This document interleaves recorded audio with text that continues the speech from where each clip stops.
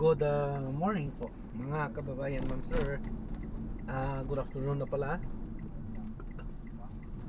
This is Jam, the Filipino channel ang inyong pong lingkod. So today is January 18, 20, 28, 2026. At tayo ngayon ay papunta dito yan sa may Novotel Suite sa may Manila, Manila. At Aqua Coronado Street, Hulo, Mandaluyong po yan. At dadalhin po natin sa may Venice Luxury Residences, sa may Alessandro Florence Way, BGC po yan, Western Bikutan, Taguig.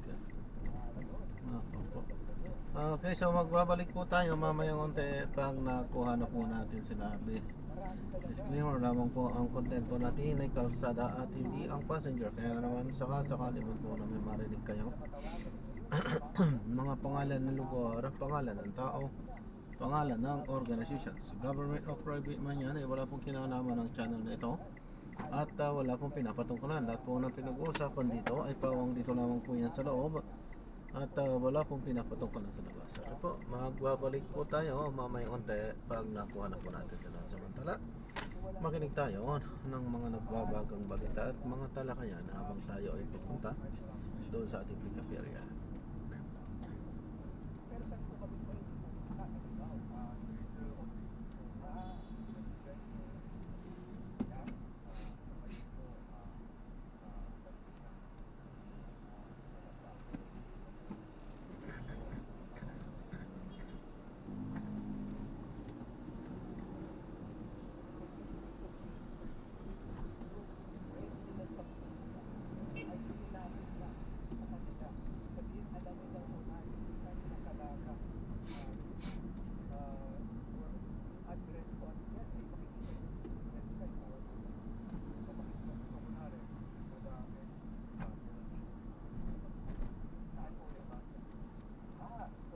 Nasaan yung proyekto, yung subdivision, yung condominium, kayo dapat mag-file. Pero kagaya po nun, halimbawa,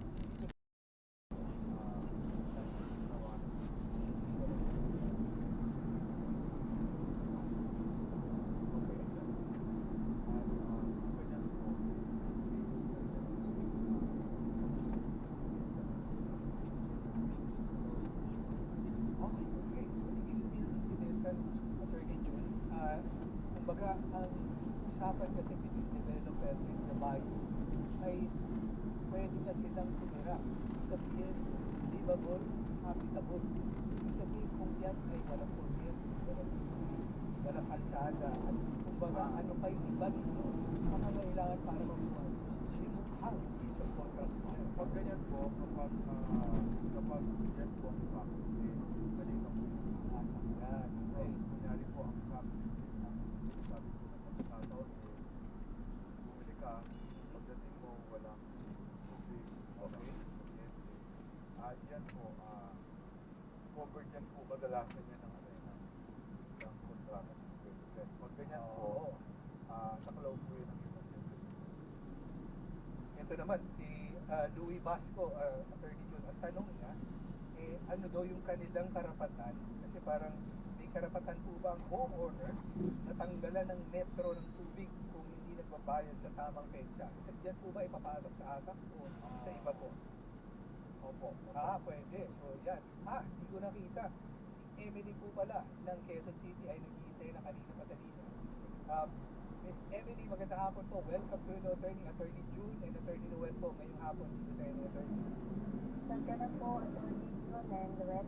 Maraming salamat po sa pag-accept ng call. Noel po. Yun nga po, yung gaspoon po kasi ako ng 10 years. After 10 years po, namatay yung alaga ko. And then, hindi ko pinayaran ng employer ko yung sahod ko. Kulang po yung binigay nila. And then yung SS sa kansulat po. Yan po ba akong magagawa para maihabol po kasi wala kaming contract. Verbally lang po kasi kami. Ever since po, wala kaming written contract. Okay, mabuti tumawag po kayo kasi kahapon po, naitawag ko po ito, yung ating kaibigan dyan sa SSS Diliman Branch, Ma'am Luisa Aguada. Maraming salamat sa pagsasagot sa aming tanong. Ito ay tulog ko. Sabi niya, Ma'am Emily, merong, kumbaga, iba't ibang uri din ng pagbabayad. Kasi siyempre, hindi ko na pinag-usapan yung detail at pang statutory basis. Kaya sabi ko nga po sa inyo kahapon, karapatan niyo po yun. So dapat wala pala. Pero pupuntahan lang po natin yun. Sinagot nila lang po. Ito concerning nyo. Unang tanong niya, kayo po ba ay this in or this out? Weekend po. Okay. Weekend po, naka-stay po ako. Nakastay po kayo. So, karaniwan po yan, sabi na dapat ay forward na doon at karaniwan dapat kumagsahan man sa tatay natin.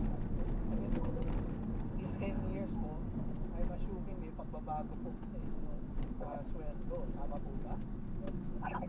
Opo, 2 years ago, medyo nabago po yung sahod ko. Opo, kasi tandaan po natin, kumbaga parang papasok po kayo sa provision ng batas sa kasabay kasi nakahanap po kayo sa bahay. Hindi daw po yan yung mga na kasi po, kaya po po kayo natin ang ulit bago po unlimited po kayo ay live out. So kaya, meron isang tawag ng on-on.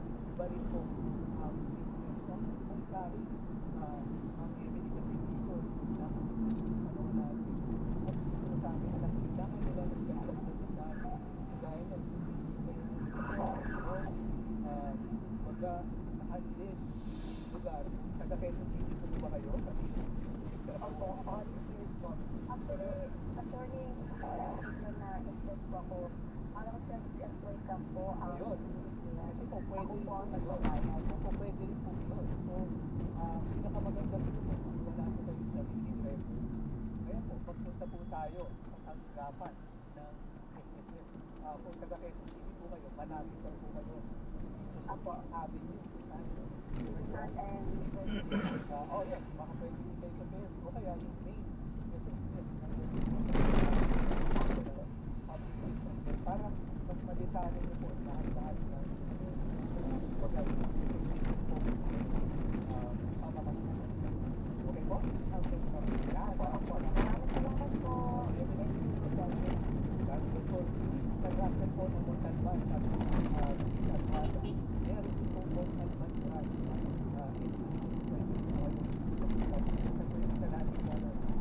pero ito, Attorney June, sa topic po yung kanyang katanungan, overstaying ng mga homeowner official o bonus official. Arias Romel, magandang hapon po. Welcome to Hello Attorney with Attorney June and Attorney Noel.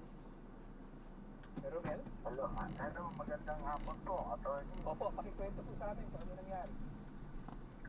Yung po kasing mga official namin, mga 2013 pa po nakaupo ito, more or less, mga ganon. Nagdadaon naman siya ng mga election.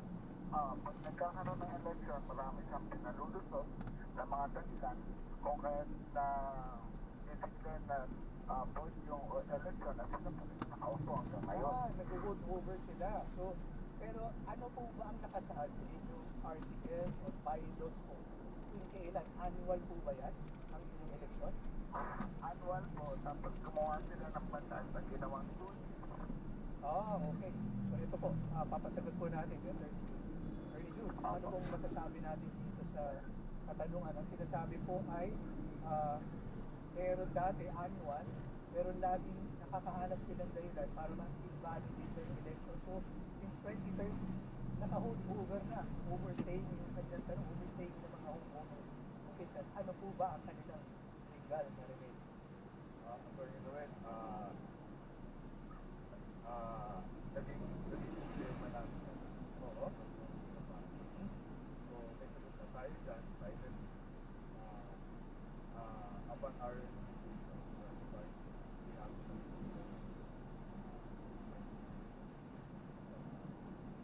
so, dati talaga, puro hold over. Naging forever siya hold over niya. Opo, gano'n na nga. So, you can think,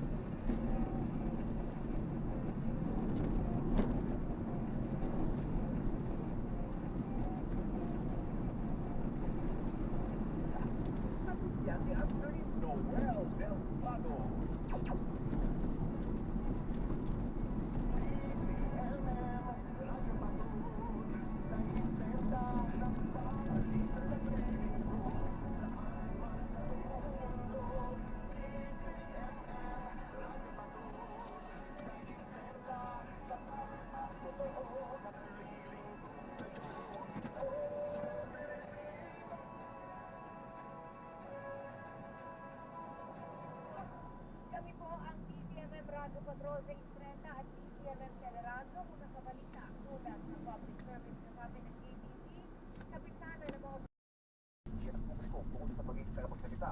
Kilala rin siya ng Comelec sa kanyang katalinuhan, mabuting ugali at sense of humor. Isa rin siyang pinagkakaliwalang kaibigan at kasama sa trabaho, lalo na sa panahon ng eleksyon. Napabot man ng Comelec ang taon-sinong paghiraman sa kanyang pamilya, kaibigan at mga nauulang mahal sa buhay.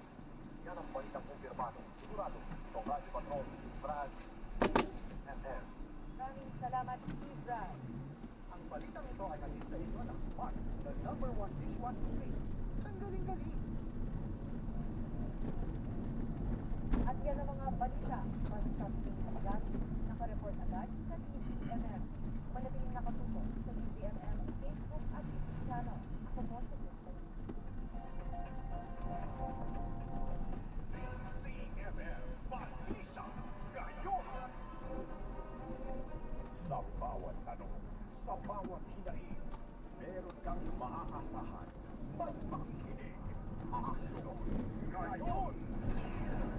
Ito ang puso ng DCMM na handang maging tulay at gabay ng kapamilyang Pilipino.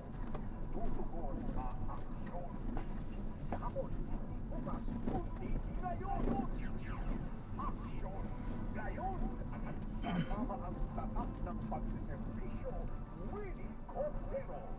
At ang katuwang kalusugan at public service, Doc Kenneth. 50 change or 350 change?